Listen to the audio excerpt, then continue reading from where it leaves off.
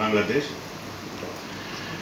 তো এবার আমরা আসলে সত্যি সেটাকে পুনরুদ্ধার করার জন্য আমরা আসলে আমাদের যে কমিটিটা হয়েছে এখন বর্তমানে, এটা বেসিক্যালি আপনি বলতে পারেন সব ন্যাশনাল ভলিবল প্লেয়ার এবং ভলিবল প্লেয়ারের সমন্বয়।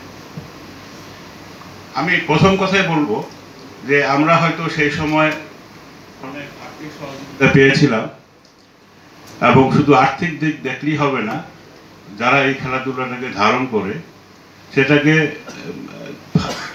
এগিয়ে নেওয়ার জন্য আমি বলবো যে সেখানে অক্লান্ত পরিশ্রম করতে হবে, তার সেই খেলা সম্বন্ধে মুখ্য জ্ঞান থাকতে হবে। সেটুকু যদি না থাকে, কোনো আমি বলবো যে অর্গানাইজার বলেন, যাই বলেন, তারা আসলে কোন পর্যন্ত এটাকে এগোতে পারবে আমার মানে সন্দেহ আছে।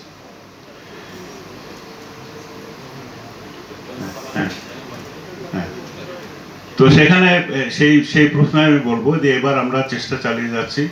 আশা করি আমরা বাংলাদেশকে একটা সম্মানজনক অবস্থানে এই ভলিবলকে দেখাতে পারবো বলে আশা রাখি।